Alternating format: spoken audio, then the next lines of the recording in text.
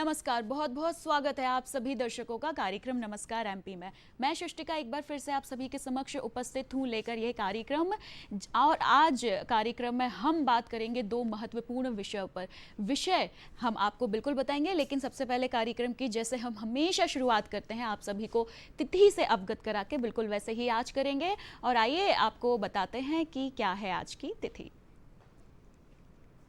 विक्रम संवत 2079 माह है पौष और आज है कृष्ण पक्ष की त्रयोदशी। और इसी के साथ आज का दिन आप सभी का मंगलमय हो। और बढ़ते हैं आगे और पलटते हैं पन्ने इतिहास के और देखते हैं कि आज के दिन इतिहास में क्या घटित हुआ था। सन 1784 में जॉन जे अमेरिका के पहले विदेशी मंत्री बने थे। सन 1898 में फ्रांस के वैज्ञानिक पियरे और मैरी क्यूरी ने रेडियम की खोज करी थी। मैं आप सभी को बता दूं कि आज के समय में कैंसर बीमारी के रेडियम का जो इस्तेमाल है कैंसर बीमारी के उपचार में किया जाता है।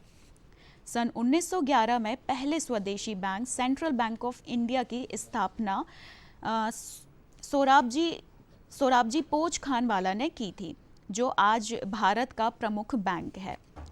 सन 1913 में दुनिया की पहली क्रॉस वर्ल्ड पहेली न्यूयॉर्क वर्ल्ड में प्रकाशित हुई थी।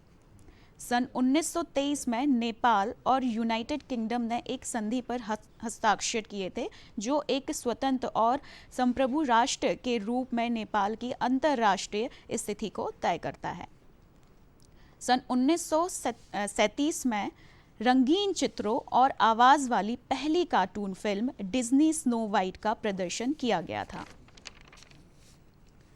सन 1949 में पुर्तगाली शासकों ने इंडोनेशिया को संप्रभु राष्ट्र घोषित किया था। सन 1962 में ब्रिटेन अमेरिका से पोलारिस मिसाइलों की खरीदी के लिए तैयार हुआ था।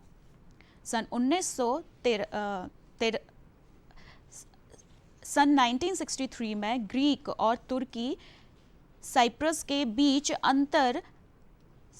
अंतर सांप्रदायिक लड़ाई शुरू हुई थी। सन 1968 में कैनेडी स्पेस सेंटर से अपोलो 8 का चंद्रमा की कक्षा के लिए प्रक्षेपण किया गया था।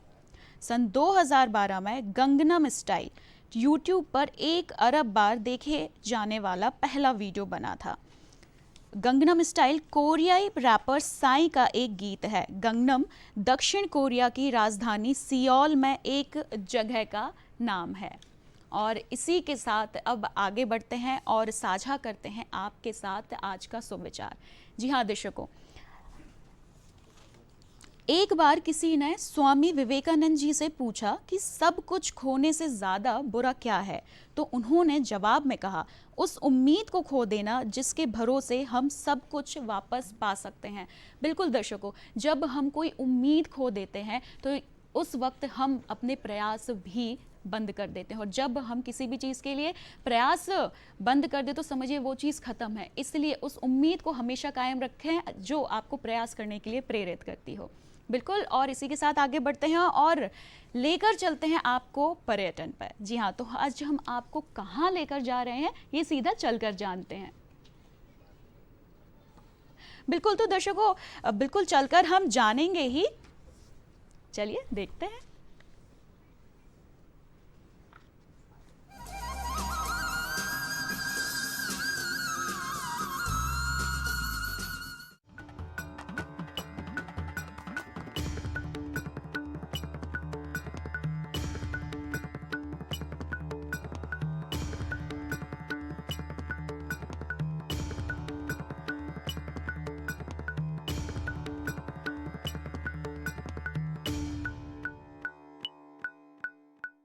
उज्जैन के पास बहने वाली शिप्रा नदी के सौंदर्य के बारे में अनेक कवियों ने कविताएं रची हैं।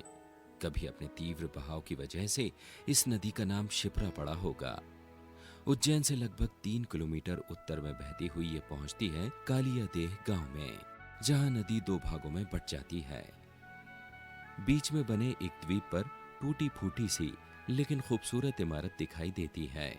यही है कालियादेह महल। जिसकी तारीफ में हिजरी सन 1008 यानी ईसवी सन 1599 के खुदे शिलालेख में दिखता है, जो सूर्य कुंड के पास के गुंबद की निचली दीवार की तरफ लगा है। इसमें लिखा है, सारे जहां को जीतने वाले जहांपना अकबर दक्षिण विजय को जाते समय यहाँ रुके थे और इसकी खूबसूरती से बेहद प्रभावित हुए थे। अबू फजल ने इस जगह को पानी महल बताते हुए दुनिया की एक बेहतरीन जगह बताया था।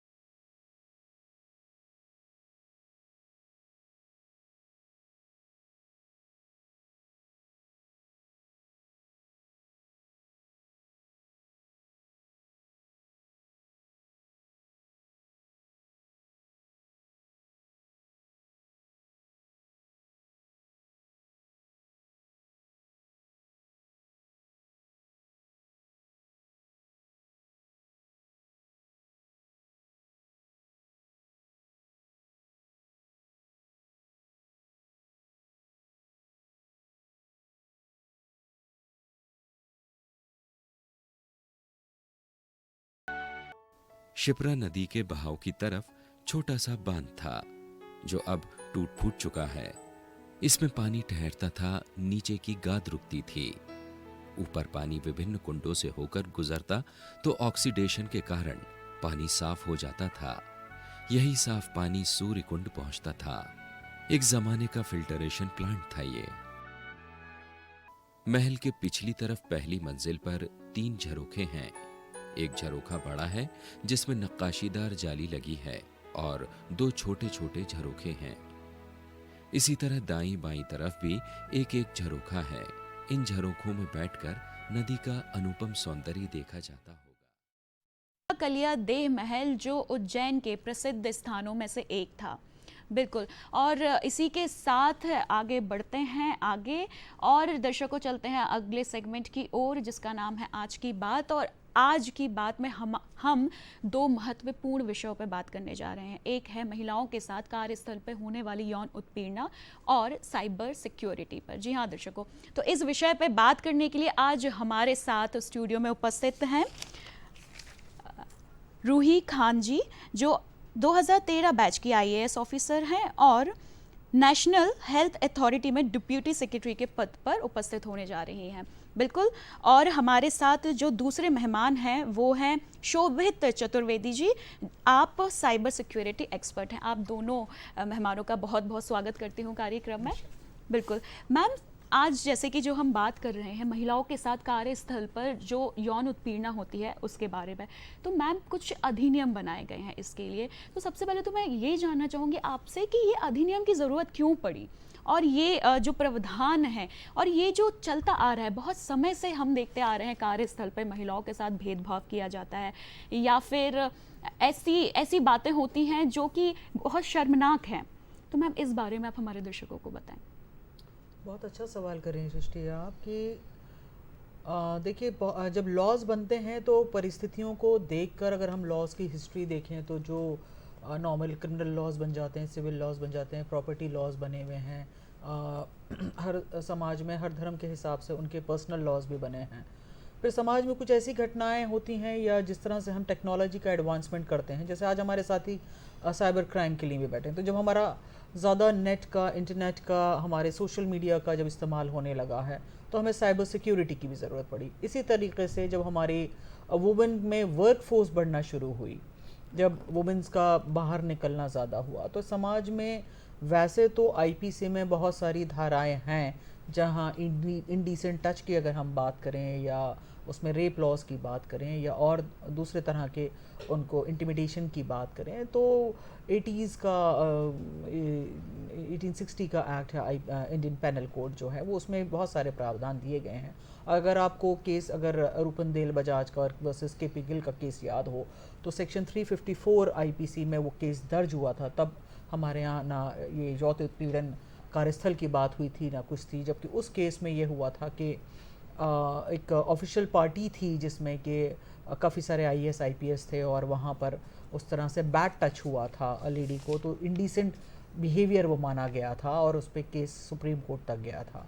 तो जब इस तरह के समाज में जब हमारी वर्क फोर्स बढ़ती हैं, जब ज़रूरत होती है, तो सब उस तरह से इस तरह वुमेंस के प्रोटेक्शन के लिए बहुत सारी चीज़ें की जाने भी लगी हैं। उसी कड़ी में अगर आप देखेंगे तो आईपीसी में बहुत सारे प्रावधान, रेप की बहुत सारी 376 की डेफिनेशंस में बहुत सारे प्रावधान किए गए। तो साथ में जब हम देखते हैं जुडिशल इंटरप्रिटेशंस बहुत सारे लॉज का परिस्थितियों वाइज देखने के लिए, तो 97-98 का एक केस आया था, क्योंकि 92 में एक घटना हुई थी श्रीमती भंवरी देवी के साथ और विशाखा एनजीओ राजस्थान ने उस केस को उठाया था। 97-98 में सुप्रीम कोर्ट ने उसमें जजमेंट दिया कि कार्यस्थल पर यौन उत्पीड़न की घटनाएं बहुत बढ़ रही हैं, तो आप विशाखा कमेटी बनाइए जी।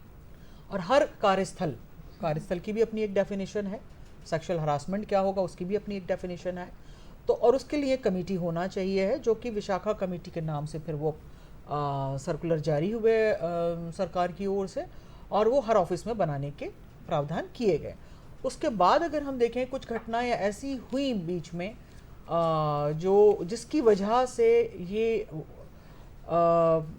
पार्लियामेंट को ये देखना पड़ा कि हम इसको एक लॉ के शेप में ले आएं।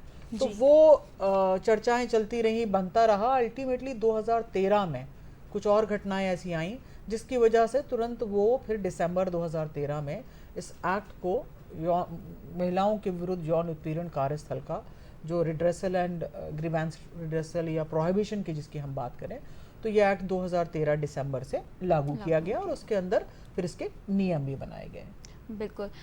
मैम, जैसे कि आपने कहा कि यौन उत्पीड़न यानी कि सेक्सुअल हरासमेंट की अपनी एक डेफिनेशन है, तो इस डेफिनेशन को दर्शकों हम मैम से बिल्कुल जानेंगे, लेकिन उसके पहले आप सभी को मैं यहाँ याद दिला दूँ कि नमस्कार एमपी एक लाइव फोन इन कार्यक्रम है। जी हाँ, आप हमसे जुड़ सकते हैं और आज के दोनों विषयों पर प्रश्न भी कर सकते हैं हमारे एक्सपर्ट से, लेकिन उसके लिए आप सभी को हमारे फ़ोन नंबर्स पहले नोट करने होंगे। साथ ही साथ आप अपनी टीवी स्क्रीन पर भी इनको देख सकते हैं।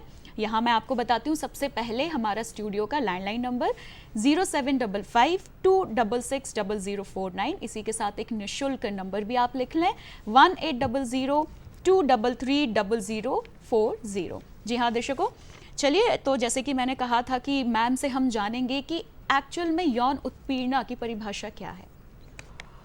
देखिए, जो एक्ट होते हैं नॉर्मली उसकी धारा 2 जो होती है वो डेफिनेशन निर्धारित करती है सभी, अमूमन सारे एक्ट्स जो अभी तक मैंने इतने सारे पढ़े हैं, तो उसी में धारा 2N के अंतर्गत वो कहते हैं कि भाई सेक्सुअल हरासमेंट हम किसे कहेंगे, और वो कह रहे इट में इंक्लूड, एक्सक्लूसिव डेफिनेशंस नहीं है कि ये, इसमें बहुत सारी परिस्थितियों वाइज ये रहेगा। और उसको अगर हम ब्रॉडली सामान्य भाषा में देखें तो 2 तरह की सिचुएशंस को हम मानेंगे। एक क्विड प्रो क्रो माना जाता है, टर्म है कि भाई दिस फॉर डैट, डिमांड की जाए कि तुम मुझे ऐसे कुछ सेक्सुअल फेवर्स दे दो जिसकी वजह से मैं तुम्हारा प्रमोशन कर दूंगा, मैं तुम्हें एडवांस दे दूंगा, तुम मुझे ऑफिस में तुम नहीं आओ या किसी तरह का भी प्रॉब्लम, तुम मुझे ये दो मैं तुम्हें ये दूंगा, बार्टर सिस्टम कि भाई तुम, लेकिन उसमें भी वो सेक्सुअल कोई फेवर्स मांग रहे हैं।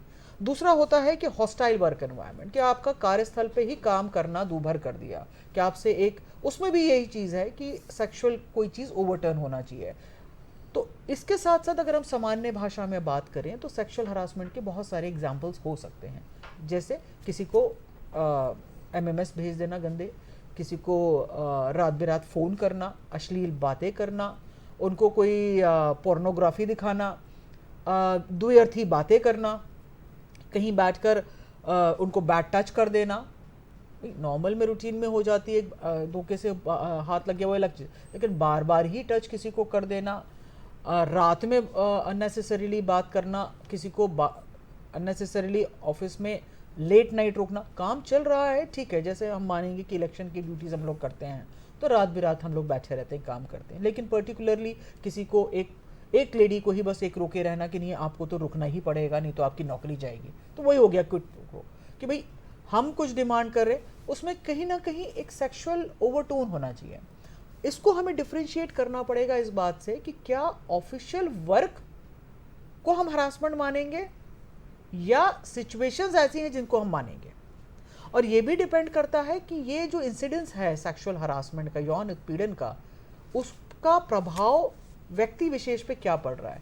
ये नहीं होगा कि भाई मेरी मंशा तो ये नहीं थी, मैंने तो जोक भेज दिया था, मुझे अच्छा लगा कुछ भेज दिया वीडियो, हमारी तो चैटिंग होती थी। एक घटना ऐसी भी हुई ऑफिसर्स के साथ कि वो काफ़ी ऑफिसर जो थे वो इंटीमेट बात करने लगे, उनसे बातें करने लगे, एक महिला थी ज़िले में, और उसके बाद उनके जोक्स एक्सचेंज होने लगे, फिर उसके बाद उनका कुछ और उन्होंने दुएथी भेज दिया, तो महिला ने कंप्लेन कर दी जी। तो ये अगर किसी ने नंबर एक्सचेंज कर लिया, अगर हम उससे बात कर रहे हैं या उनके साथ हम कहीं चले गए हैं, तो एक कंसेंट का एक स्टेज भी होता है कि कंसेंट किस चीज़ के लिए दिया है। हम जा रहे हैं, आपसे डिनर कर लिया तो कंसेंट वहीं तक है, उसके बाद ये नहीं कि हम आपको लिफ्ट देके छोड़ देंगे घर पे तो आप ज़बरदस्ती मेरे घर पे रुकिए चाय पीजिए, या कार में हमने कुछ घटना शुरू कर दी, या बस में हम जा रहे हैं ऑफिशियल काम के लिए, तब आप ज़बरदस्ती बगल में बैठ के मेरे ऊपर लुढ़क गए। तो सिचुएशंस बता रही हूँ।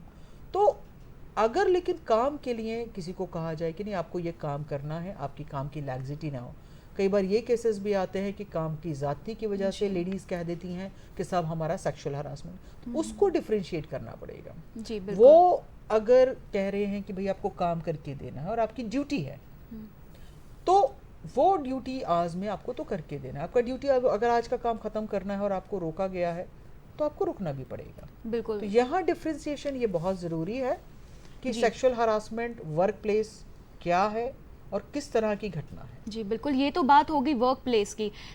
शोभित सर, मैं आपसे पूछना चाहूँगी कि वर्क प्लेस क्या, जैसे कि जो हम घटनाएं देखते रहते हैं वर्क प्लेस पे, क्या ऐसी घटनाएं हमें ऑनलाइन भी देखने मिलती हैं? क्या ये जो महिलाओं के साथ गलत क्या सिर्फ वर्क प्लेस पे ही होता है? ऑनलाइन अगर हम बात करें तो आज के समय में कैसी घटनाएं सामने आ रही हैं?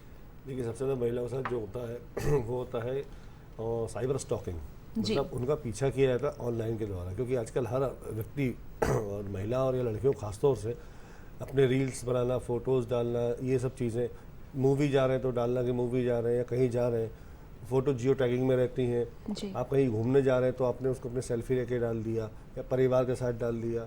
तो ये आप करिए, ये सब करिए, पर उस समय मत करिए कि अगर आपकी जानकारी मिल रही है तो उसको आपकी पूरी जानकारी आप खुद ही दे रहे हो कि मेरी जानकारी क्या है। सोशल मीडिया आपने अपना सारी चीज़ें बता रखी हैं, आपने उसकी सेटिंग्स में नहीं गए और उसमें ये नहीं बताया कि भाई आपकी डेट ऑफ बर्थ क्या है, आपकी चीज़ें क्या है। तो अगर आप ये सब चीज़ें ध्यान देंगे कि आपको क्या बताना और क्या नहीं बताना, तो आप अपने काफ़ी चीज़ों से बचे रहेंगे। क्योंकि अगर आप ये सब चीज़ें ओपनली आप सोशल मीडिया प्लेटफॉर्म पर दे रहे हैं और उसकी सेटिंग्स को जाके चेंज नहीं कर रहे कि सिर्फ मेरे फ्रेंड्स के लिए या मेरे कुछ कस्टम्स हैं जो मेरे कलीग खास हैं उनके लिए आप पब्लिक करेंगे लाइक्स के चक्कर में, तो कहीं ना कहीं इस साइबर स्टॉकिंग का नुकसान बहुत ज़्यादा महिलाओं को उठाना पड़ता है। बिल्कुल, यानी कि कहीं ना कहीं आपका सतर्क रहना भी बहुत ज़रूरी है। और कैसे आप सतर्क रह सकते हैं? बिल्कुल जानकारियों के प्रति जागरूक रह के, तो ये जानकारियां हम सर से बिल्कुल लेंगे, लेकिन सर उसके पहले मैं आपसे ये जानना चाहूँगी कि जब भी हम इंटरनेट की बात करते हैं तो इंटरनेट ने हम बहुत, अगर मैं कहूँ तो इंटरनेट आज के समय में बहुत सुविधाजनक है, उसने हमारे बहुत सारे काम आसान कर दिए हैं। तो जब भी इंटरनेट शब्द हमारे सामने आता है तो सबसे पहले दिमाग में जो बात आती है वो ये कि बहुत सुविधाजनक है, बहुत सारे काम आसान हो गए हैं। तो इसके साथ इसका एक जो दूसरा पहलू है वो है कि बहुत सारी परेशानियां भी इसके साथ आई हैं। तो मैं आपसे चाहूँगी कि आप ये परेशानियों पर प्रकाश डालें। देखिए, बहुत सिंपल सी बात है जी। विज्ञान वरदान है, अभिशाप एक बहुत पुराना हम लोग बचपन से पढ़ते और सुनते आ रहे हैं जी। तो इंटरनेट एक सुविधा है, बहुत अच्छी सुविधा है, उसका अगर आप उपयोग सही से करें तो ये बहुत अच्छा है।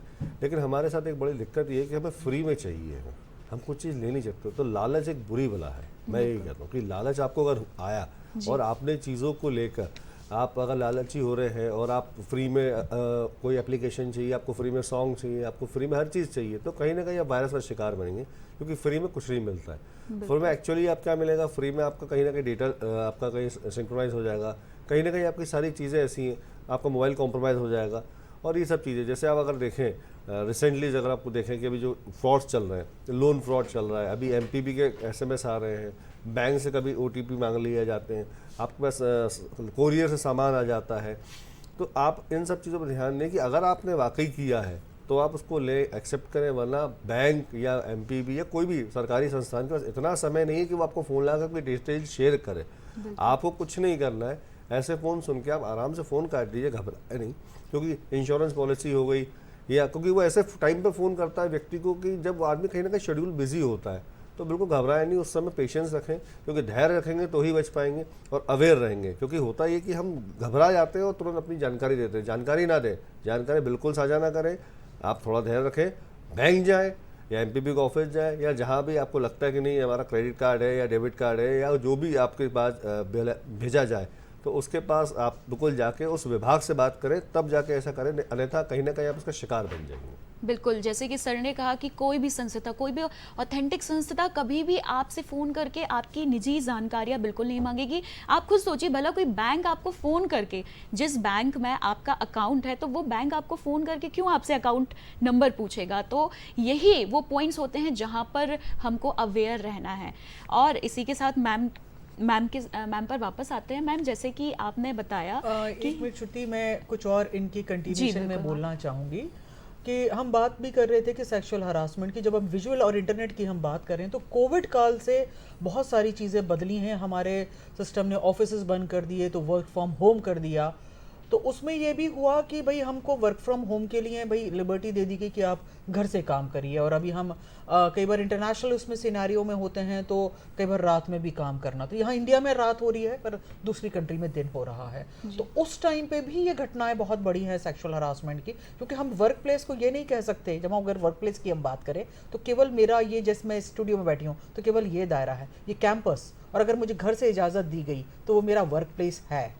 मैंने अगर किसी को इलेक्शन ड्यूटीज़ लगाई या मैंने कहीं ड्यूटी लगाई, मैंने जन कल्याण का शिविर लगाया, और मैं अगर अपना मेरे कर्मचारी को मैंने वहाँ डिप्यूट किया है, या उसके साथ बस में जाते टाइम मैंने ऑफिस से बस दी है, कोई कार दी है, ये घटना होती है, तो वो वर्क प्लेस है। तो अगर हम बात करें कि क्या विजुअली ये चीज़ हो सकती है, बिल्कुल हो सकती है।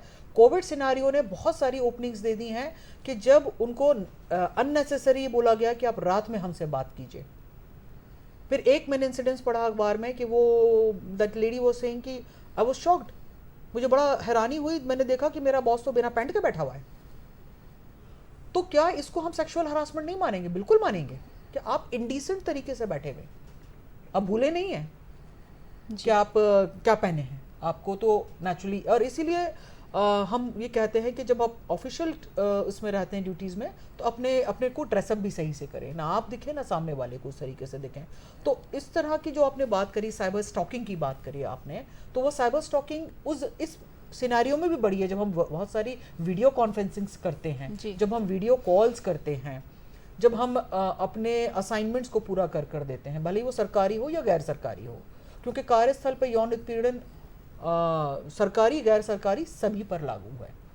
तो ये भी एक सिनेरियो बन रहा है अब, जब हम बात करते हैं कि हम बहुत IT savvy हो गए हैं, तो ये चीज़ें भी जाने लगी हैं। और इसी तरह से एक बहुत पुराने इंसिडेंसेस आते हैं कि बहुत सारी चीज़ें जो होती हैं वो रॉन्ग नंबर से शुरू होती हैं जी, वो महिला हो या पुरुष, मैं किसी को डिफरेंशिएट नहीं कर रही हूँ। पहले के ज़माने में कहते थे लड़कियाँ फ़ोन पे बात नहीं करें, उनको रॉन्ग नंबर्स आते हैं, क्योंकि शुरुआत में ये। आज के ज़माने में मेल्स के साथ भी रॉन्ग नंबर्स पे बात होती है, अगर हम देखेंगे। हालांकि हमारा एक्ट कंप्लेनेंट के रूप में केवल महिला को लेता है, रिस्पॉन्डेंट कोई भी हो सकता है। ये बड़ा मुगालता है लोगों में कि भाई रिस्पॉन्डेंट जो है वो मेल होगा, नहीं। एक्ट की डेफिनेशन कहती है respondent can be any person, कोई भी व्यक्ति। कंप्लेनेंट हाँ हर हालात में महिला होगी, लेकिन इसके साथ साथ कई कंपनीज, प्राइवेट कंपनीज और UGC की गाइडलाइंस अगर हम देखें तो वो जेंडर न्यूट्रल है, उसमें डिफरेंशिएशन नहीं है। आज के बढ़ते हालात में ये ज़रूरी नहीं है कि केवल महिलाएं हैं, पुरुष भी इज इस उत्पीड़न का शिकार हो रहे हैं। बिल्कुल। अगर आप YouTube पे या न्यूज़ देखेंगे, मैं अपनी एक पेपर को लिख रही थी, अभी स्टडी कर रही थी, तो उसमें ये भी निकल कर आया कि हमारे यहाँ नहीं और कई कंट्रीज़ ने अपने एक्ट को जनरल न्यूट्रल कर दिया है। बहुत श्री राम कॉलेज में एक घटना हुई है जहाँ बच्चों ने रैगिंग के टाइम बच्चों को बुली कर दिया, उस तरीके से सेक्सुअल हरासमेंट हुआ उनका। वो यूजीसी गाइडलाइन क्योंकि जनरल न्यूट्रल थी तो वो आ गई। इसी तरह से अगर हम बहुत सारी चीज़ें देखें कि जब उनसे पैसे की ठगी कर ली गई जी, तो वो कई बार संबंध बनाने से, बातचीत करने से हो गई। हाँ, केवल यौन उत्पीड़न को हम वर्क प्लेस की बात कर रहे हैं, तो वर्क प्लेस में ही अगर हम बात करें तो हमारे अपने नॉर्म्स होना चाहिए हैं, हमारे अपने दायरे होना चाहिए कि जहां हमें कितनी बात करनी हो, कितनी किस वक्त नहीं करनी है। और साथ ही साथ ये एम्प्लॉयर की भी जिम्मेदारी है, वो इंश्योर करे कि ये लाइन कहीं ब्लर्ड तो नहीं हो रही है, वो ऑफिस वर्क वहीं चल रहा है। हाँ, आपस में किसी का कुछ हो जाता है। फॉर एग्जांपल मैं बताऊं, हमारे एक ऑफिस था तो वहाँ किसी एम्प्लॉइज़ की शादी का फंक्शन चल रहा था जी। वहाँ किसी एम्प्लॉई ने दूसरी लड़की के साथ छेड़छाड़ कर दी। अब वो शादी का फंक्शन था, दो एम्प्लॉइज हमारी ऑफिस के हैं, सेम पर वर्कप्लेस हम लेकिन वो वर्क प्लेस नहीं मान सकते हम, क्योंकि वो निजी शादी का फंक्शन था, हमने उसको ड्यूटी नहीं भेजा था, राइट। तो वो आके हमारे पास इस सेक्सुअल हरासमेंट में कंप्लेंट नहीं कर सकती। बिल्कुल। मैम, मैं चाहूँगी कि पॉश एक्ट के अंतर्गत जो अधिनियम है आप उस पर भी प्रकाश डालें। देखिए, ये जो एक्ट 2013 में जैसे मैंने आपको बताया बनाया गया है, तो इसमें डेफिनेशन सेक्सुअल हरासमेंट की दी गई है। और वर्क प्लेस की अगर हम बात करें तो इसमें बहुत सारे प्रावधान है कि सेक्सुअल हरासमेंट क्या है, वर्क प्लेस क्या है, कंप्लेनेंट कौन है, रिस्पोंडेंट कौन है, इसमें कमिटीज़ क्या रहेंगी, लेवल्स क्या रहेंगे, अपील कहाँ होगी, अगर कोई फॉल्स कंप्लेंट करता है तो उसके लिए क्या रहेगा, प्रक्रियाएं कैसे अपनानी है, शासन नियम बनाएगा, शासन कौन रहेगा इन चीज़ों में, नोडल अधिकारी कौन रहेगा। मैं ये भी अवगत कराना चाहूँगी कि मध्य प्रदेश में जो नोटिफिकेशन किया गया है उसे महिला बाल विकास जो कार्यालय है और सेंट्रल गवर्नमेंट में भी वही नोडल डिपार्टमेंट है इसके लिए जी। और नोडल ऑफिसर का भी एक कंसेप्ट उसके अंदर आया है कि नोडल ऑफिसर हर डिस्ट्रिक्ट में रहेगा। तो मध्य प्रदेश सरकार में महिला बाल विकास विभाग ने सर्कुलर जारी किया है, तो हमारे सीओ ज़िला पंचायत जो हैं वो हर डिस्ट्रिक्ट में इसके नोडल ऑफिसर हैं, जो गैजेटेड ऑफिसर्स रहते हैं, क्लास 1 ऑफिसर्स हैं।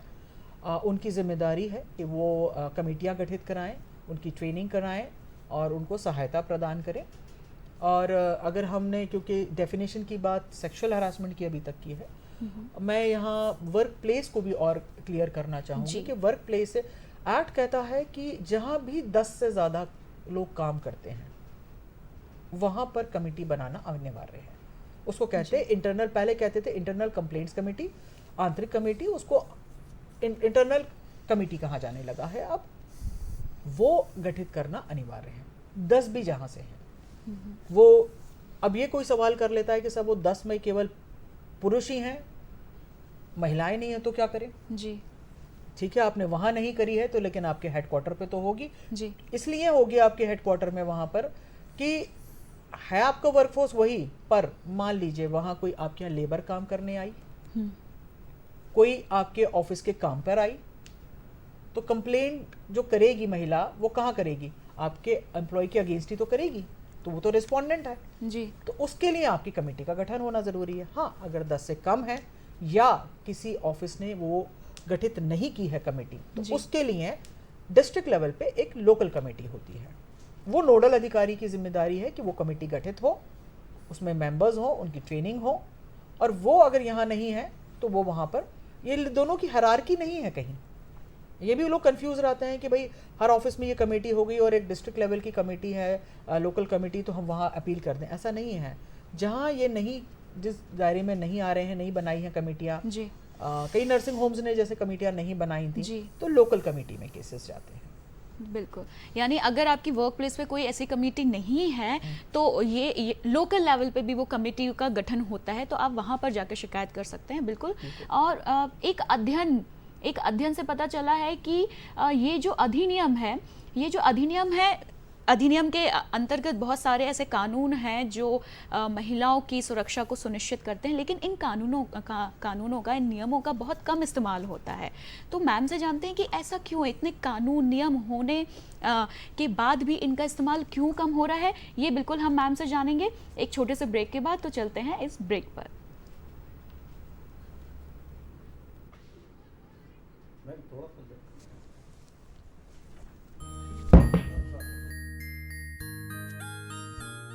हमारे आज के सेगमेंट से मिले सुर।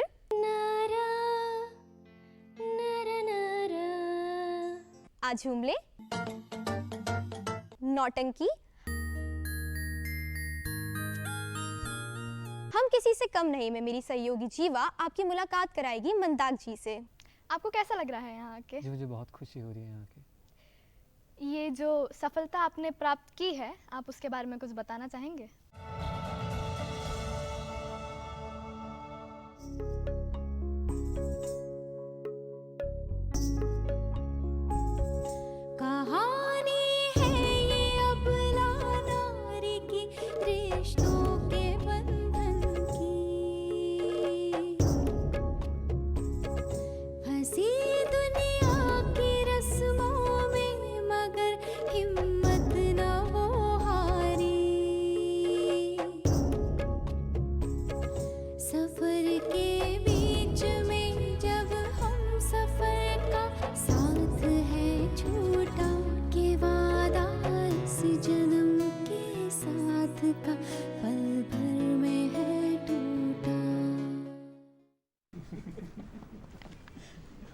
पुनः स्वागत है आप सभी का कार्यक्रम में। और हम जाने ब्रेक पर जाने के पहले हमने मैम से एक बेहद महत्वपूर्ण सवाल किया था कि इतने नियम और कानून होने के बाद भी इनका इतना कम इस्तेमाल क्यों हो रहा है? पहली चीज़ जो मैं समझती हूँ कि कुछ तो जागरूकता कम है हमारे यहाँ लोगों में कि ये हम कहाँ जाएं, कैसे जाएं। और महिलाएं, मैं ये नहीं कहूँगी कि डरपोक हैं, सशक्त हैं, बहुत सशक्त है, लेकिन ये भी कई बार डर रहता है कि हम करेंगे तो फिर हमारा समाज में क्या होगा, या अरे ठीक है सब चलता है। और एक सामाजिक रूप से एक ये बना दिया गया, अरे ये महिला ही ख़राब होगी, बिल्कुल ये कंप्लेंट कर रही है। तो जब अगर हम देखेंगे रूपन देल बजाज का मैंने इसलिए केस आपको कोट किया था क्योंकि सबसे पहला केस हाईलाइटेड यही आया था जी। वो ये तक मलाइन कर दिया गया था कि भाई ये महिला, मतलब ये कुछ आईएएस और आईपीएस की लड़ाई चल रही थी। मतलब आप देखिए कि कितने वरिष्ठ स्तर के अधिकारी लोग थे। तो ऐसा नहीं है कि सशक्त नहीं है महिलाएं, महिलाएं हैं, लेकिन कई बार अपने जानकारी पहले नहीं थी लोगों को, या लोअर लेवल की हम बात करें या हम वर्कर्स की बात करें, वर्क प्लेस में जैसे हम बात करते हैं, अगर मैं फिर डेफिनेशन पे आ रही हूँ कि इसमें जैसे नर्सिंग होम्स हैं, स्कूल्स हैं, आपकी फैक्ट्रीज़ हैं, लेबर इस्टेब्लिशमेंट्स जितने हैं, आपके गवर्नमेंट ऑफिसेज हैं, एनजीओज हैं, कहीं पर भी जहाँ ये वर्कफोर्स है वो सारे इस दायरे में आते हैं। अभी एक रीसेंट केस में मध्य प्रदेश में पड़ रही थी, वेदांता हॉस्पिटल वालों का, इंदौर का।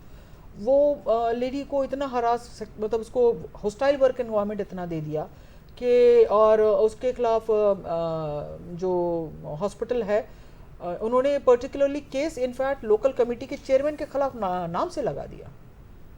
और अगर मैं एक केस और पढ़ रही थी टेरी यूनिवर्सिटी का, मिस्टर वी के पचौरी का, तो उन्होंने केस, अब तो वो नहीं रहे, पर उनका केस भी हाईलाइटेड इसलिए मैं कोट कर रही हूँ कि आप इनकी परिकाष्ठा तो देखिए कि जिस एडवोकेट ने उस लेडी, जिस जो कंप्लेनेंट थी, उसका केस लगा, उसके खिलाफ इन्होंने डिफेमेशन का केस लगा दिया। भाई वो प्रोफेशनल जा रही है वो लेडी, तो आप उसके खिलाफ तो डिफेमेशन केस नहीं लगा सकते।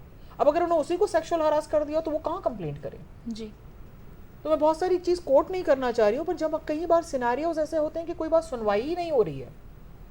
कई ऐसे इस्टेब्लिशमेंट मैंने केसेस पढ़े कि जहाँ बिल्कुल ही सुनवाई नहीं हो रही है, तो वो फिर थक हार के बैठ जाते हैं कि अपनी नौकरी को ही, और फिर रिटालिएशन में कई बार जो है, जैसे इस लेडी का मैं जैसे कोट कर रही हूँ, उसको तो जॉब से ही निकाल दिया। तो हाई कोर्ट ने उस केस में एक तो इन पे जुर्माना लगाया, 25 लाख बोला है कि आप उसको हर्जाना दीजिए, ये लेडी का एंटाइटलमेंट है कंप्लेनेंट का, लेकिन वो सुप्रीम कोर्ट चले गए। इसी तरह से नोडल अधिकारी को भी पावर है कि अगर कोई कंप्लायंस नहीं करता, इसी केस को मैं कोर्ट इसलिए कर रही हूँ, 50,000 का 2 बार जुर्माना लगाया है इस हॉस्पिटल पे कि आपने कमेटी गठित नहीं किया। सो जानबूझ के भी हम कमेटी गठित नहीं करते हैं। हम ये टेकन फॉर ग्रांटेड ले लेते हैं कि हमारे यहाँ अगर इन्होंने करी तो हम कोर्ट में चले जाएंगे, हम किस केसेस को लड़ेंगे। जबकि एडवोकेट एक्ट में जब तक कमेटी में जब कार्रवाई चलती है तो एडवोकेट अपीयरेंस का मना ही है, क्योंकि वो फिर लीगल बैगल्स शुरू हो जाती हैं और वो लेडी नहीं अफोर्ड कर सकती होगी। लेडी को लीगल असिस्टेंस कराया जाता है, लेकिन वहाँ जहाँ बाहर से उसको कमेटी के प्रोसीडिंग्स में उसको नहीं लाया जाता है, क्योंकि वहाँ वैसे ही कानून की जानकारी एक थर्ड पार्टी भी बैठी होती है। तो एक तो हम कहेंगे कि कुछ जागरूकता है, दूसरा उनका अपना भय, जी बिल्कुल, तीसरा उनको अपनी नौकरी जाने का डर, जी चौथा मैं ये कहूँगी कि वहाँ उनको कोई सुनवाई नहीं हो रही है या गाइडेंस देने वाला नहीं है, तो वो उस वजह से नहीं कर पाती हैं।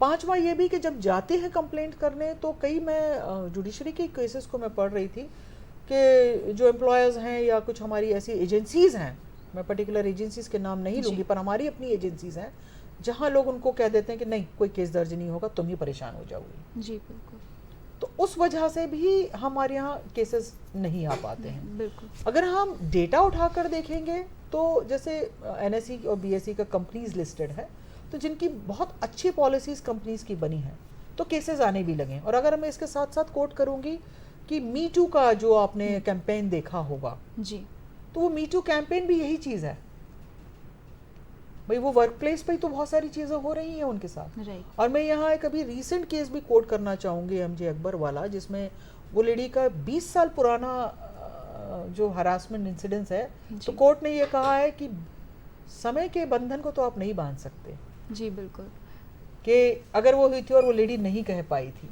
हालांकि एक्ट हमारा कहता है कि with in 3 months, last incident से 3 मंथ्स, ताकि आप बहुत बाद में किसी के खिलाफ ना लाएं। पर क्रिमिनल के लिए तो वो बंदिश उन्होंने नहीं दी है। बिल्कुल बिल्कुल मैम, हम अवधि पर भी बात करेंगे। और जैसे कि हमने मैम से सवाल किया था कि क्या कारण है कि इन नियमों का, इन कानूनों का कम इस्तेमाल होता है, तो कहीं ना कहीं भय है, कई बार भय, और जब भय नहीं है तो हम अवगत ही नहीं है ऐसे नियम और कानूनों से जो हमारी सुरक्षा को निश्चित करते हैं। तो बिल्कुल ये तो हो गई महिलाओं की बात, लेकिन मैम ने एक बात और कही थी कि अब जो चीज़ें वो जेंडर न्यूट्रल हो रही हैं, यानी कि महिलाओं के साथ साथ ये सारी चीज़ें पुरुषों में भी हो रही है। सर शोभित सर, मैं आपसे जानना चाहूँगी कि महिलाओं से संबंधित तो बहुत सारी कंप्लेंट्स सामने आती होंगी, क्या पुरुषों की तरफ से भी कुछ ऐसी कंप्लेंट आज के समय में देखने मिलती हैं? अभी लेटेस्ट सबसे ज़्यादा चल रहा है हनी ट्रैप, जिसमें आप ये मान के चले कि एक अननोन नंबर से, जैसे मैम ने कहा मिस कॉल आते हैं या रॉन्ग नंबर आते हैं, एक अननोन नंबर से फेसबुक मैसेंजर पे या व्हाट्सअप पे, कहीं ना व्हाट्सअप पे इसलिए आता है क्योंकि फेसबुक मैसेंजर में कहीं ना कहीं आप व्हाट्सअप और इंस्टाग्राम और ये सब कोलरेट हो गए हैं, जी, तो नंबर आप कई बार अपना डाल भी देते हो, कई बार यहाँ से डेटा उठ के चला जाता है और आपका कॉल आता है। लोग अक्सर ऐसे फ़ोन उठा लेते हैं और ये फ़ोन रात को ही आते हैं, और 90% इसमें होता कुछ नहीं है, आपका वीडियो बन जाता है और वो वीडियो आपको फिर पोर्नोग्राफी मिक्स करके, क्योंकि जिसको हम कहते हैं वीडियो स्टेनोग्राफी, उसको मिक्स करके उसको भेज दिया जाता है और उसको बोलते हैं कि अगर आपने इसके लिए पैसे नहीं दिए तो ये सारे आपके ग्रुप में इतने नंबरों को लोग भेज देंगे। तो ये ऐसे अभी कई कंप्लेंट्स आई हैं जिसमें ये सब चीज़ चल रही हैं। और साथ में अगर देखा जाए कि जैसे मैंने बताया था कि कॉलेज में साइबर बुलिंग में भी बहुत ज़्यादा एक्चुअल एक टाइम था जब हम किसी बच्चे को छेड़ते थे, स्कूल या कॉलेज की बात करें, ग्रुप बना के, पर वो था 10-12 घंटे के लिए नहीं होता था, वो केवल 4 से 6 घंटे का काम होता था जब स्कूल बच्चा या कॉलेज बच्चा जा रहा है। अब क्योंकि सोशल मीडिया उसमें आ गया तो उनके खुद के अपने एक रूम्स बन गए। अगर आप देखें तो कन्फेशंस रूम बना दिए बच्चों ने, बहुत सारे ऐसे कॉलेजेस ने, और कई बच्चों इस कारण से कई ऐसी घटनाएं हुई हैं कि बच्चा सुसाइड तक गया। और ये साइबर बुलिंग जो है बहुत खतरनाक चीज़ हो गई अब, क्योंकि अब आपके पास 24 घंटे वो काम है, बच्चा ऑनलाइन आया, फेसबुक पर उसको बुलिंग दे रहे हैं या वो व्हाट्सअप से बुलिंग कर रहे हैं, या जैसे हम कह रहे हैं टांग खींचना, लेकिन टांग खींचने का एक तरीका होता है, देखिए मजाक करने की एक हद होती है। अब अगर आप ऑनलाइन किसी के साथ ऐसा करो तो कहीं ना कहीं उसके दिमाग, उस बच्चे के दिमाग में खासतौर से, चलिए बड़े तो ठीक है समझ लेते हैं, मस्ती हो जाती है, मस्खरी हो जाती है, लेकिन बड़ों के साथ भी आजकल कभी कभी हो जाता है ऐसा। लेकिन वो बच्चों के साथ में क्या उसके मानसिक उसको जो प्रॉब्लम्स आती हैं, वो परेशान हो जाता है, वो ना मम्मी को बता पाता है ना पापा को। तो ऐसे में हम सब यही कहते हैं कि जिसमें हम कह रहे हैं कि जब से ये कोविड आया है अब सब कुछ ऑनलाइन है। आज नर्सरी क्लास से बच्चे से लेकर आज पीजी तक बच्चे मोबाइल है, जबकि हम देना नहीं चाहते थे। आज से 2 साल 3 साल पहले मोबाइल अलाउड नहीं थे, अब हम सब मोबाइल पर ही काम कर रहे हैं। तो सबसे अच्छा जैसे गूगल ने किया, यूट्यूब ने किया कि बच्चों को एक अलग से यूट्यूब बनाया है चैनल, जिससे बच्चे इसमें एड्स ऐसे नहीं आते, वल्गरिटी जिसमें नहीं आती, एडल्ट्री नहीं आती। लेकिन कहीं ना कहीं हमें पेरेंट्स को और गार्जियंस को, मतलब जो गार्जियंस हैं, जैसे पेरेंट्स हैं, कई बार हॉस्टल्स में लोग वाईफाई देते हैं, तो उसको हम लॉक लगाएं, पेरेंटल लॉक लगाएं। और ऐसे कई चीज़ें स्कूल कॉलेज में, जैसे हमने देखा कई दफ्तरों में होता है, ऑफिस में होता है कि आप कई ऐसी वेबसाइट्स ओपन नहीं कर सकते, फेसबुक या ऐसी चीज़ें। जी तो इसके लिए माँ बाप को भी बच्चों पर ध्यान रखना चाहिए कि बच्चा कर क्या रहा है और क्या चीज़ें वो यूज़ कर रहा है, क्योंकि बच्चा छोटा है, उसको अगर आप समझाएंगे तो ही समझ पाएगा, क्योंकि अवेयरनेस पहली चीज़, दूसरी चीज़ उसको बताना पड़ेगा। तो ये सब चीज़ें अगर आप करेंगे तो कहीं ना कहीं इन सब चीज़ों से बचेंगे बहुत ज़्यादा। बिल्कुल सर, महिलाओं की बात करें तो जैसे कि आपने कहा था कि स्टॉकिंग एक बहुत ही कॉमन प्रॉब्लम है, और कई बार ऐसा होता है कि ब्लॉक के ऑप्शन भी होते हैं, ब्लॉक करने पर भी कोई व्यक्ति अलग अलग अकाउंट्स बनाकर परेशान कर रहा होता है, तो फिर ऐसे में क्या करें? देखिए आजकल लोग क्या करते हैं, नंबर एक रहते हैं और अकाउंट बहुत सारे बना लेते हैं, जिसे फेक अकाउंट भी कहा जाता है। अगर ये फेक अकाउंट पे काम करेंगे तो ये होता ये है कि फेक अकाउंट से आपको अलग अलग नंबर से कॉल्स करते हैं, ये they are using VoIP calls. VoIP call मतलब वो ऑनलाइन एक कॉलिंग सर्विसेज होती है जिससे वो कॉल कर सकते हैं अलग अलग नंबर से। जी तो ये सब चीज़ें होती हैं, ठीक है। तो ये सब चीज़ होने के कारण आप ये चीज़ देखें कि अब ये टेक्नोलॉजी अच्छी है, लेकिन वॉइप कॉल कर रहे हैं, एक आदमी को लगातार फ़ोन कर रहे हैं, वो हर नंबर को ब्लॉक कर रहा है, ब्लॉक करने के बाद भी जी आपके पास कॉल आ रहा है, तो आप कहीं ना कहीं परेशान होकर इसकी कंप्लेन करते हो, पुलिस में जाते हो। साइबर सेल बना हुआ है, बहुत अच्छा सपोर्टिव है, आप ऑनलाइन भी कर सकते हैं इसको, आप उसको ऑनलाइन करें, और इसको आप जब करते हैं तो उसका रिजल्ट बहुत जल्दी आता है। जी बिल्कुल। मैम, अब हम बात करते हैं कि अगर कोई महिला कुछ ऐसी परेशानियों का सामना कर रही है तो शिकायत वो कैसे कर सकती है, क्या प्रक्रिया है उसकी? देखिए श्रुति, अपने दर्शकों को मैं बताना चाहूँगी कि जो पिछले क्वेश्चन से मैं कंटिन्यू कर रही हूँ कि भाई आपने पूछा कि कंप्लेन नहीं करती हैं, तो प्रॉब्लम हमारे साथ ये है, अगर हम सिर्फ एक्ट की बात करें जी तो जब तक कंप्लेंट नहीं आएगी जी और राइटिंग में नहीं आएगी तब तक इस एक्ट में कार्रवाई नहीं हो सकती नहीं। और ना ही एम्प्लॉयर स्यो मोटो इस पे कार्रवाई कर सकता है। हाँ, अगर अपनी एम्प्लॉयर की अपनी पॉलिसी है तो उनके जैसे हम लोगों पे तो सिविल कंडक्ट रूल्स लागू होता है शासकीय कर्मचारियों पर, पीएसयूज वालों पर, या कंपनी या फैक्ट्री या लेबर या नर्सिंग होम की अपनी इंटरनल पॉलिसी इनको बनानी है। अगर वो ये इनके नियम कहते हैं कि भाई हम अगर वर्बल भी शिकायत आएगी या हम खुद से देखेंगे तो अपने रूल्स के अकॉर्डिंग, सर्विस रूल्स के अकॉर्डिंग वो उसमें ले सकते हैं, वो एक किया जा सकता है। लेकिन अगर हम केवल पॉश एक्ट की बात करेंगे तो राइटिंग में, और वो भी महिला की जो कंप्लेनेंट है उसकी, या अगर वो उसकी परिस्थितियां ऐसी नहीं है, मेंटली डिस्टर्ब्ड है या डेथ हो गई है, तो उस सिचुएशंस में दी गई हैं कि उनका कोई जो भी इस इंसिडेंट्स को जानता है, या महिला कमीशन के मेंबर्स, या उसका साइकेट्रिस्ट, या उसका डॉक्टर, या उसका अटेंडेंट, मेंटल कंडीशंस में उसके बिहाफ पे वो कंप्लेंट कर सकते हैं। कंप्लेंट जो हो सकती है वो 6 कॉपी में देनी होती है। अब ये भी बड़ा मुद्दा है कि 6 कॉपी में दीजिए, तो वो एम्प्लॉयर की रिस्पॉन्सिबिलिटी है कि वो उसको सुविधा प्रदान कराए कि वहाँ से वो कंप्लेंट लिखने में सक्षम है और उसकी कॉपी दे सके। कंप्लेंट देगी कहाँ, या तो उनकी शिकायत पेटी हो, या मेल करे वो, या शी बॉक्स है एक, स्टेट का है, सेंट्रल गवर्नमेंट का है, ऑनलाइन है बहुत सारे। अगर ऑनलाइन जो लोग जानते हैं तो वो शी बॉक्स में कंप्लेंट कर सकते हैं, उनको बाकायदा एक्नॉलेजमेंट भी मिलता है, नहीं तो शिकायत पेटी में, और नहीं तो, और ये जो कमिटीज़ बनती हैं इनका पब्लिक डिस्प्ले होना बहुत ज़रूरी है। तो जब वो पब्लिक डिस्प्ले में आपके ऑफिस में नोटिस बोर्ड पे रहता है कि ये कमेटी मेंबर्स हैं, किसी कमेटी मेंबर्स को या उसका जो अध्यक्ष है उसको, जो चेयरपर्सन रहते हैं उनको दी जा सकती है, लोकल कमेटी में दी जा सकती है।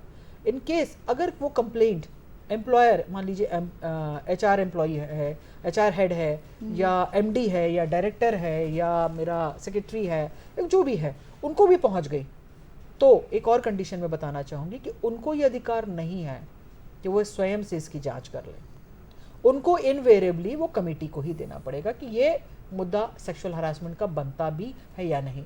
मैंने कई इंस्टीट्यूशंस में ये देखा है कि वो खुद ही जांच करने बैठ जाते हैं कि ये बनता है कि नहीं बनता है, वो दायरा भी उनका नहीं है, तो ये वहाँ पर करेंगे, जांच वही करेगी कमेटी, ये सेक्सुअल हरासमेंट का भी केस बनता है कि नहीं बनता है। अगर प्रिलिमिनरी इंक्वायरी जिसे हम कहते हैं वो ये रहेगी, फिर फुल इंक्वायरी होती है, वो इंटरनल कंप्लेंट्स करेगी, कमेटी करेगी। अगर इंटरनल कंप्लेंट्स कमेटी नहीं है तो जैसे मैंने बताया कि लोकल कमेटी हर डिस्ट्रिक्ट लेवल पर है, उस कमेटी के पास जाएगी और उसमें लोकल के लोग, जैसे मैं कमेटी के बारे में भी आपको बता दूं जी। कि कमेटी में एक चेयरपर्सन रहेगा। अगर ऑफिशियल है, जिस ऑफिस की है, हमारे सरकारी ऑफिस की है या प्राइवेट नर्सिंग होम की है, स्कूल की है, किसी की भी है, तो जो भी एक वरिष्ठ वहाँ पर महिला अधिकारी होगी या कर्मचारी होगी, वो उसकी अध्यक्ष रहेगी। उसमें 2 एम्प्लॉयज़ कम से कम, उसमें से जो कमेटी के कम से कम 1-2 मेंबर्स जो है वो फीमेल्स होना चाहिए हैं, वहीं एम्प्लॉयज़ को लिया जाएगा। तीसरा, इसमें एक बाहर से कोई एनजीओ या कानून का जानकार, वो एक को इसमें थर्ड पार्टी, न्यूट्रल पार्टी को ऐड किया जाएगा। ऐसे ही लोकल कमेटी में भी जो वहाँ से जो उसका एम्प्लॉयज़ है वो रहेंगे और उसके महिला बाल विकास या जो भी नोडल है वो उनके एक्स ऑफिशियो सेक्रेटरी रहेंगे। 2 मेंबर्स इंटरनल रहेंगे, 2 बाहर से रहेंगे, जिसमें से कम एक महिला हो, और ये थर्ड पार्टी न्यूट्रल इसके अंदर होना चाहिए। ये भी मैं वाजे कर दूं राइट में कंप्लेनेंट और रिस्पोंडेंट के लिए, अगर कमेटी सही से फॉर्म नहीं है तो प्रोसीडिंग भी गलत है। ऐसे केसेस कोर्ट में भी गए हैं। तो कई बार मैंने एक जब केस 2013 में टेकअप किया था दिसंबर में, और उस ज़माने में ही एक्ट आया था जी, तो पता चला ऑफिस में पूरे पुरुषों की ही कमेटी थी जी, या महिला की नहीं थी। तो ये एम्प्लॉयर की रिस्पॉन्सिबिलिटी है कि आप सही रूप से कमेटी को गठन करें जी। ये ना हो कि फॉर्मेलिटी में आपने कर दी। सेकेंडली, उनकी ट्रेनिंग कराएं, उनको पता हो कि एक्ट के क्या प्रावधान है, किस तरह से की जाएगी जी। साथ में हम कंप्लेंट तो कर रहे हैं, तो क्या कंप्लेंट अगर वर्बल आ रही है, राइटिंग में आ रही है जी, अगर महिला कह रही है कि एक इसमें विशाखा कमेटी में नहीं था लेकिन एक्ट में ये दे दिया गया है, कंसिलिएशन प्रोसेस में पहले जाएंगे, यानी कि हम बातचीत करेंगे दोनों पार्टी से। अगर महिला कहती है कि नहीं मुझे आगे कोई कार्रवाई नहीं चाहिए है, माफ़ी मांग ली है, या कहती है कि नहीं ठीक है हो गया है, कुछ एक स्टेज तक है, वो अगर कंसिलिएशन दे रही है तो आगे की इंक्वायरी नहीं होगी, वो वही मैटर सॉर्ट आउट हो जाएगा। लेकिन ये सारी चीज़ें जी, कंप्लेंट आने के बाद जितनी भी प्रिलिमिनरी इंक्वायरी है या कंसिलिएशन प्रोसेस है या हमारी बात की इंक्वायरी है, ये कॉन्फिडेंशियल रहेगी और ये उन मेंबर्स में ही रहेगी। ये कतई नहीं होगा, मैंने कई केसेस ऐसे भी देखे कि साहब हम एम्प्लॉयर वर्बली। मैं आपको यहाँ पर रोकना चाहूंगी क्योंकि हमारे साथ एक कॉलर जुड़ गए हैं। किट्टू वर्मा जी, स्वागत है आपका कार्यक्रम में, अपना प्रश्न करें। पर किसी भी कारणवश उनसे संपर्क टूट गया है तो हम अपनी बातचीत को जारी रखते हैं। शोभित सर से मैं पूछना चाहूंगी कि क्योंकि हम बात कर रहे हैं साइबर सिक्योरिटी की, तो सर आज के समय में अगर देखा जाए तो फाइनेंशियल फ्रॉड बहुत ज़्यादा हो रहा है, तो इस बारे में हमारे दर्शकों को बताएं आप। मैम देखिए, फाइनेंशियल फ्रॉड ही एक ऐसी चीज़ है जिससे आदमी कमाता है और इससे ही हमें बचना है, क्योंकि जो हमारी गाड़ी कमाई है उसको अगर हमको बचाना है जी, तो उसका तरीका यही है कि हम ऑनलाइन जो ये प्रलोभन है इनसे बचें। मैंने आपको पहले भी कहा कि प्रलोभन से बचना है कि फ्री में कुछ नहीं मिलता है, फ्री में कहीं ना कहीं आप कहीं ना कहीं नुकसान पाएंगे, तो फ्री के चक्कर से दूर रहिए। यहाँ फ्री में कुछ नहीं मिलेगा। ऑनलाइन में जो भी चीज़ है वो ऑफलाइन है। अगर आपको OLX पे कुछ बेचना है या ख़रीदना है, या आपको कोई भी कॉल आ रहा है, लॉटरी मिल रही है, या कोई आपको लोन दे रहा है, या अभी नया चल रहा है आयुष्मान कार्ड की तरफ से डिटेल ली आ रही है, या कई ऐसे लोन्स है, सरकारी लोन्स योजना है, वो जो उनका फ़ोन आता है कि हम करवा देंगे, आप ऐसा कर लीजिए। या जॉब की बात करें हम कि कई स्टूडेंट्स पर jobshine.com से कॉल या मेल आती है कि आप सर इसमें रजिस्ट्रेशन करा लीजिए और आपका काम हो जाएगा। तो दूसरी चीज़ कि जब आप पेमेंट करते हैं तो आप ओके करते हैं कि पेमेंट दे रहे हैं जब किसी को, लेकिन जब आप पेमेंट रिसीव करते हैं तो आप पेमेंट कभी किसी भी चीज़ को, लिंक को या किसी भी चीज़ को क्लिक ओके नहीं करते। पेमेंट लेते समय कुछ नहीं करना है आपको, लेकिन देते समय ज़रूर आपको ओके करना है। तो कई लोगों के साथ ऐसा होता है, सर हम आपको पेमेंट भेज रहे हैं और आपका पेमेंट आप तक नहीं पहुँच पा रहा है, हम ये कर रहे हैं। तो अगर आप वो लिंक भेज रहे हैं तो जैसे ही आप उस लिंक पे क्लिक करोगे तो आपका तुरंत आपका मोबाइल कॉम्प्रोमाइज़ होगा और आपके अकाउंट से ऑटोमेटिक पैसे डेबिट होना शुरू हो जाएंगे। तो आप कभी भी किसी जगह जब पेमेंट लेते हैं तो ये ना करें। जी बिल्कुल।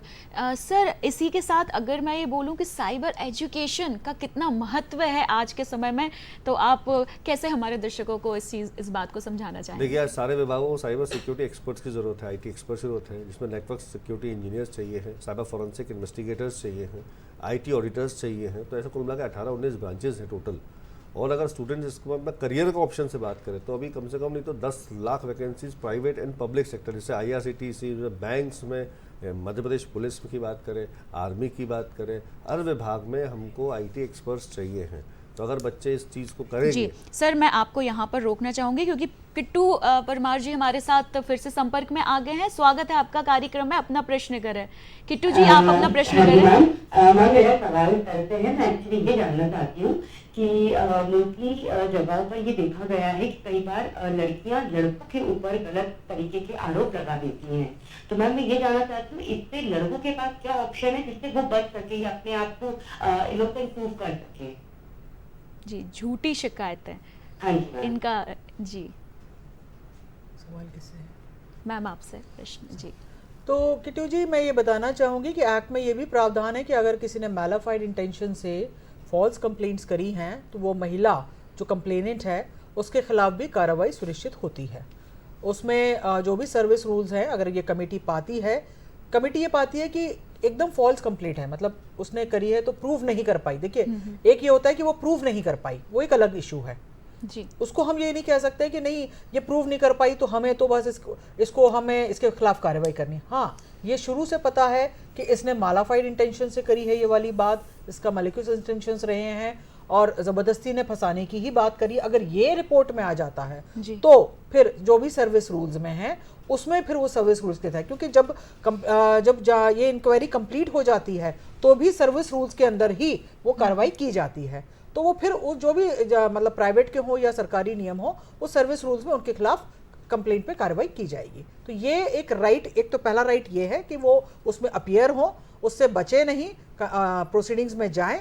सेकेंडली, उनको क्रॉस एग्जामिनेशन का भी मौका दिया जाता है, उस चीज़ को क्रॉस करें। अगर महिला का मेंटल डिस्ट्रेस नहीं है तो कोई कारण नहीं है कि वो आपसे क्रॉस राइटिंग में करे, आमने सामने हो। और तीसरी बात ये कि वो अपने आप को फुल डिफेंड कर सकते हैं, राइटिंग में अपनी रिपोर्ट दे सके। उनको प्रिलिमिनरी और फाइनल इंक्वायरी जो भी रिपोर्ट होती है उसको लेने का अधिकार है। इसके बाद उनके पास अपील का अधिकार है।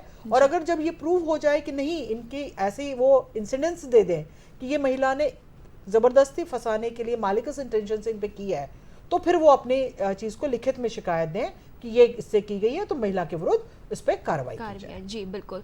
सर, जैसे कि हम बात कर रहे थे, आपने उसे करियर ऑप्शन से भी जोड़ा था, तो मैं चाहूँगी कि इसको आप एक मैसेज की तरह हमारे दर्शकों को दें कि वो जो साइबर एजुकेशन है उसके प्रति कितना उनको जागरूक रहना चाहिए, और अगर कोई इसमें करियर बनाना चाह रहा है तो उस पॉइंट ऑफ व्यू से भी हमारे दर्शकों को आप 2 लाइन्स कहें।